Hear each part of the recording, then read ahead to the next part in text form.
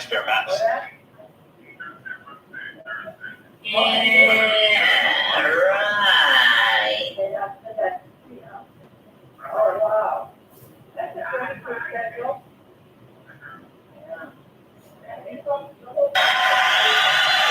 What a nice group. And I love Miami. I love to be with the people. Many of you are not from Miami, but that's okay too. And I'm thrilled to be back in magnificent Florida, Miami, Florida, with thousands of incredible business leaders and true Americans. That's what you are. We're gathered today on the 1-year anniversary of the single most consequential election victory, they say. This is them, this isn't me. I'm a very...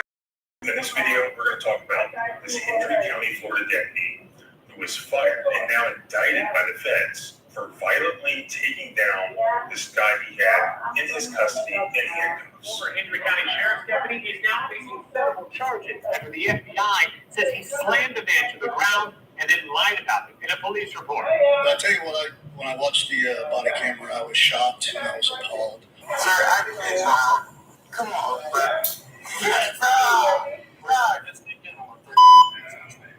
I understand. Respectfully. Former Deputy Williams grabbed the man by the shoulders and threw him to the ground. But this isn't the first time that he was fired. He's actually been fired before.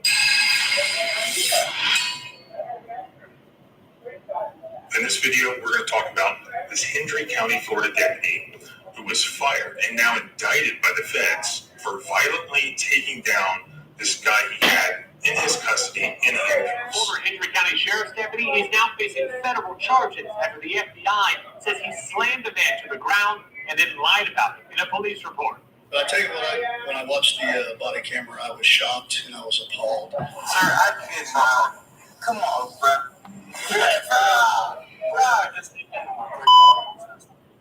I understand. Respectfully. Former Deputy Williams grabbed the man by the shoulders and threw him to the ground. But this isn't the first time that he was fired. He's actually been fired before. In this video, I would never say this.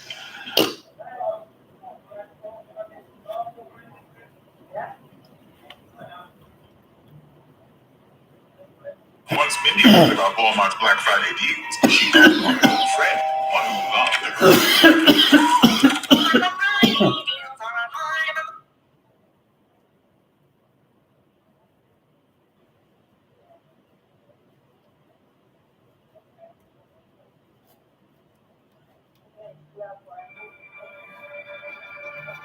Welcome back, my resurrected phenomenon. You feel it, don't you? The weight of eyes everywhere you go. Not casual glances, sustained stares. The kind that follow your movement. Like cameras tracking a subject they can't afford to miss. You're not imagining it. They're watching you like your celebrity. Like your legend. Like your living proof that the impossible just became documented reality. Because your comeback wasn't supposed to happen. The fall you took should have been permanent. The level you dropped to should have been final. The position you lost should have stayed lost. That's what everyone calculated. That's what all data suggested. That's what every pattern predicted. You were done. Finished. Written off in conversations you weren't part of. Erased from...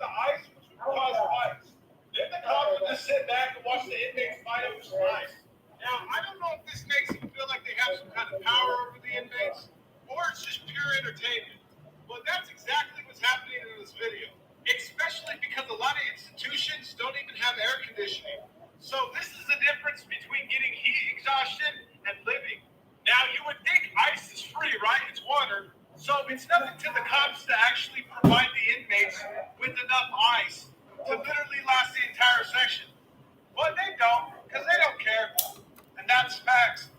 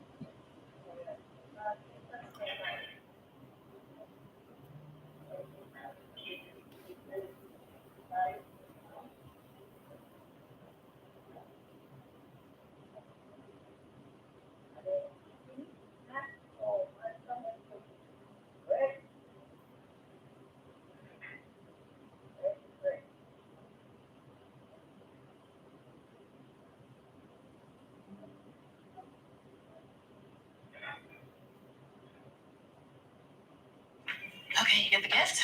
Yep, one bread maker regifted and ready to go. Hope your sister likes making sourdough. Whatever. I don't know, but that is a stupid thing. Just a horny hen got caught banging a dildo in 4K.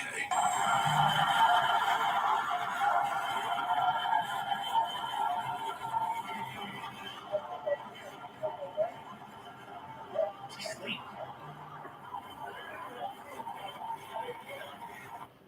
It's dead.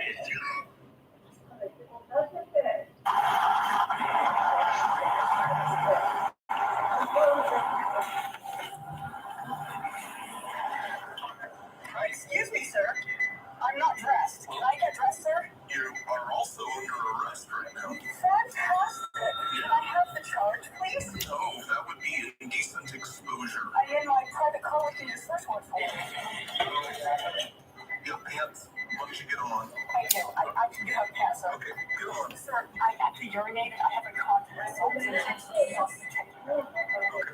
You'll find that out later. Okay. Did you have a warrant to search me with No, sir, you are under arrest, though. There's a lesser expectation of privacy in your vehicle. I will require a sergeant's warning. What? I will require a sergeant's warning. A sergeant's warning? I need Well, to- good thing I'm a sergeant. You're under arrest. Fantastic. I'd like your handcuffs. Would you like to get pants on? I would like to try. Would you like to get your hand on my car? No, because you're not going anywhere right now. No, sir. I'm Can you hand me that keys there? I can put those you on a search warrant for those keys. I'm a defense attorney. I enjoy doing stuff like this. So I'd like to see your signed search warrant before you take me to custody. I'm asking you to get pants on I would before like you get to. taken into custody. I would like to. Sorry. I have incontinence. I was a teenager. Sorry. I was at standards. That counts in defense. Why are you here? What's your problem? Because somebody saw you masturbating with the dildo you have right there. Sir, this is my private residence. Do you have a search warrant? Well, she got a point. You might be living on a car. We'll make her abode. My car is a house, huh? Yeah. You're also out in public and visible to people. Do you have a... No, sir, this is not visible to people. Somebody saw you. Do you have a search warrant, yes or no? Do you have pants? Yes Do or you no? have a search warrant, yes or no? Do you have pants? I Yes or would be no? court being killed by you, sir, by your firearm. Do you have a search We're warrant? not going to do this. Sir, I'm enjoying being shot by you. Get the...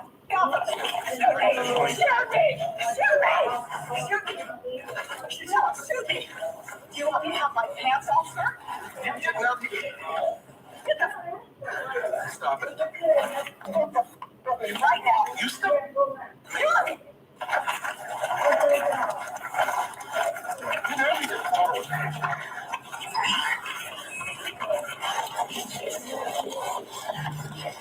Step it up.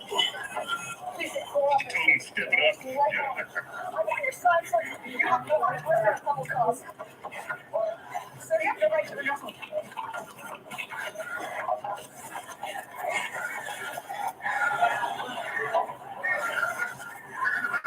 Do you know me, sir? I've already told you you're under arrest. You have not showed me the charge. Jesus. No, you're not showing me a written warrant for my arrest. You're showing me a written warrant for my arrest. Get a judge, right? I'll wait for you. Yes, you do. Yes, you do. Yes, you do. Yes, you do. You need a written warrant for your arrest. I will stay here and wait for a judge to issue a written warrant and full notice. I don't mind. You think I'm gonna get by you alive? I'm gonna shoot you. Your prison guards are. You think I don't know? Hey, Jack, can I buy some new shoes? Mine are getting pretty worn. I'm sorry, but we're gonna have to wait till next month. For shoes? That happened. The fall you took should have been permanent. The level you dropped to should have been final. The position you lost should have stayed lost.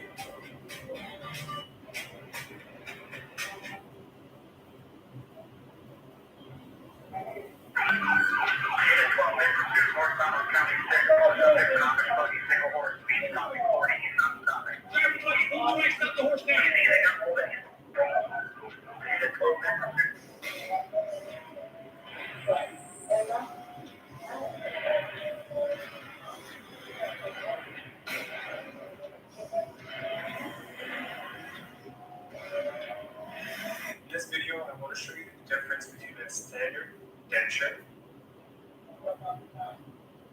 That's what everyone calculated. That's what all data suggested.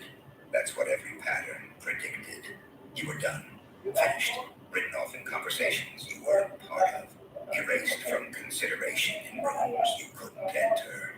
Dismissed as cautionary tale rather than continuing story. They had already moved on. Already filled the space you left. Already adjusted to reality without you in it. And then you did the unthinkable. You came back. Not quietly, not gradually, not with humble re-entry that asked for permission. You came back like force of nature, like inevitable return, like the universe correcting an error in its own code. And now they can't stop staring. Because comeback stories are common, but comeback executions like yours are mythical. Most people who fall don't rise again. Most who lose don't reclaim. Most who disappear don't reappear at higher levels than where they fell from. But you did. You didn't just recover your position. You transcended it, didn't just regain your status. You evolved it, didn't just return. Listen, look at that engine.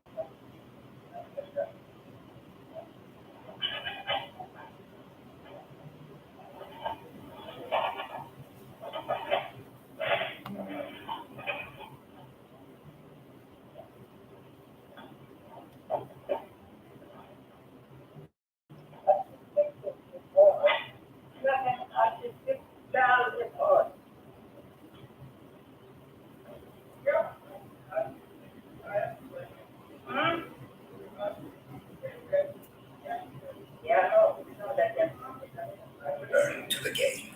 You changed its entire structure. The architects have been documenting this phenomenon. They call it the Phoenix Protocol.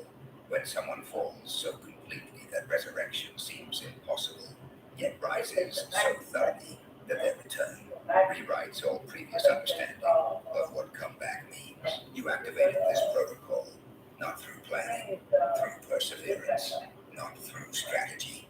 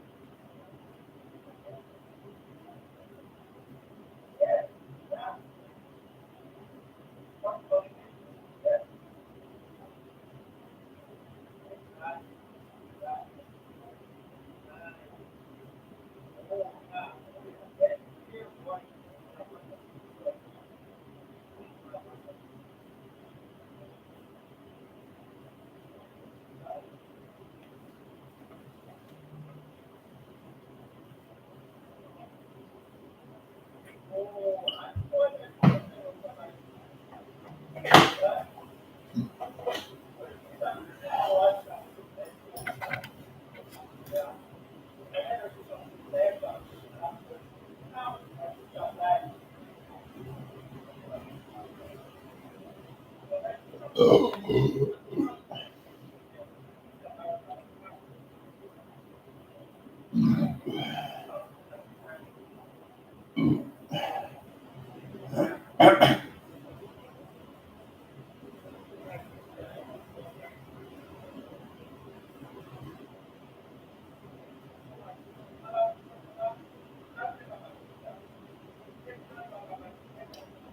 this dude just died in prison. His name is Keith John Stewart.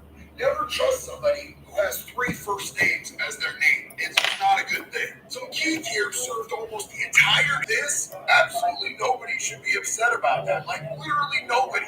He was a 43-year-old man who was trying to meet up and do terrible things to kids on the internet. And the Oregon Department of Corrections is not releasing any information about his cause of death. But to me, this just seems like the best possible outcome. Send them to prison. Have them do their entire time getting beat up and bullied and tortured for the stuff they did to kids. And then right before they're supposed to get out, yeah, justice is served, the kids are safe, and we have a better America. But what do y'all think? Let me know down in the comments. So this dude just died in prison. His name is Keith John Stewart.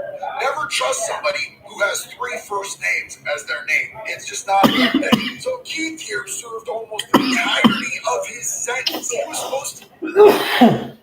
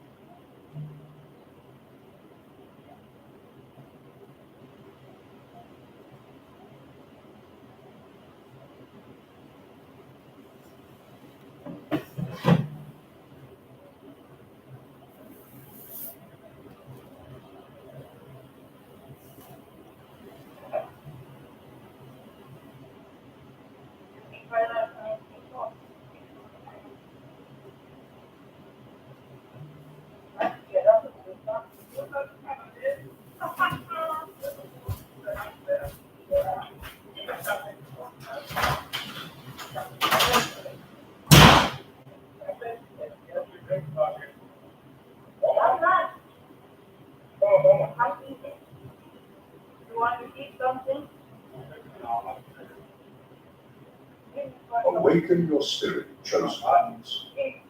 Every move you make writes a chapter in someone else's playbook. Make sure it reads like classified material. That's exactly what just happened. Your last move wasn't random.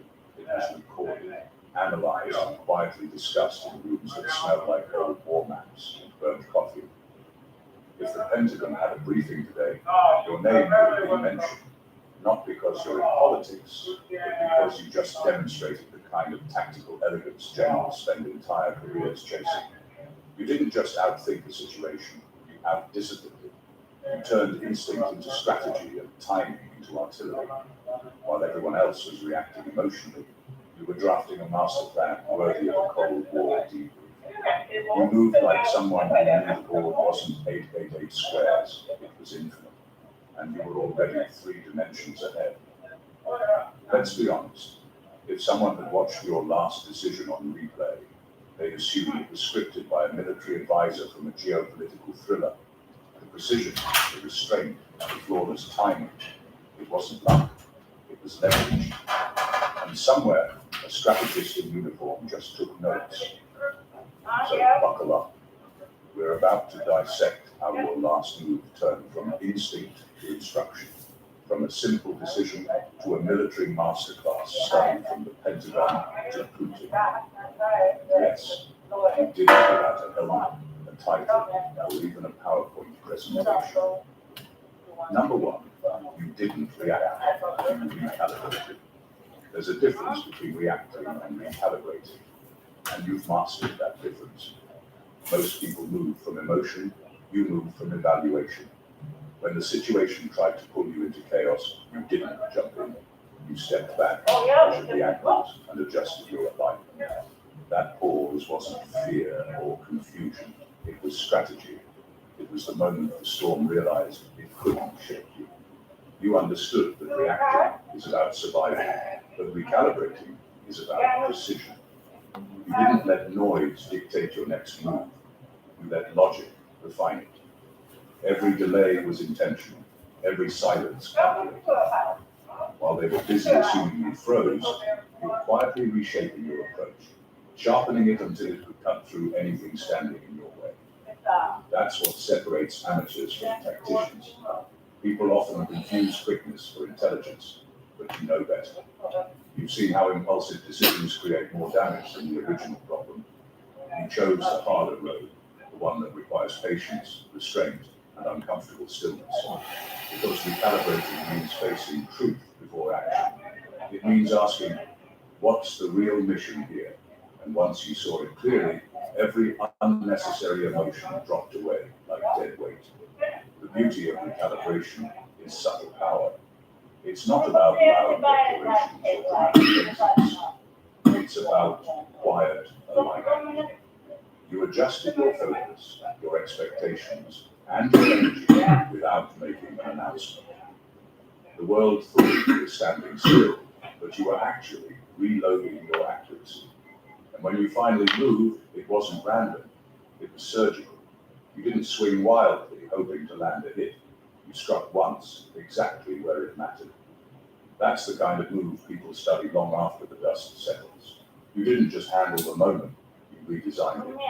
And that's what makes your last move not reaction, but revolution. Number two, you played for position, not attention. You understood something most people never do. Attention doesn't equal power, position does. While others were desperate to be seen, you were busy getting situated. You knew that noise fades, but placement lasts. You didn't need to announce your intentions or prove your worth. You just positioned yourself where the real influence happens. Quiet. Playing for position means thinking long term. It means knowing that the loudest person in the room is usually the least in control. You watch others burn energy trying to impress the crowd while you conserve yours to secure leverage. You realized early that when you're properly positioned, opportunities find you. You don't need to beg or broadcast. People come to you because your silence carries more credibility than their performance. Attention seekers crave validation. You crave understanding. You learn to step back when everyone else leaned forward. You moved strategically instead of emotionally. Every choice you made, where you went, who you engaged with, what you revealed, was part of a larger design. You weren't avoiding the spotlight because you were timid. You were avoiding it because it blinds people who don't know how to handle it. There's a quiet satisfaction that comes with positioning correctly. You watch others rush for visibility, only to realize they've walked into exposure. But you built vantage points, places that give you clarity, control, and escape routes. You made sure that by the time anyone noticed you, the game was already leaning in your favor. That's the mark of someone who doesn't need recognition to validate power. You learned that authority doesn't come from being noticed. It comes from being needed. You set yourself up so that even in silence, your absence shifts dynamics. That's not luck, that's placement. And it's why your every move feels less like participation and more like orchestration. Number 3, you let chaos reveal the weak links. You stopped wasting energy trying to control everything. Instead, you let disorder do the heavy lifting. You understood that chaos has a strange honesty. It exposes what people and systems try hardest to hide. When things got messy, you didn't panic or rush to fix it.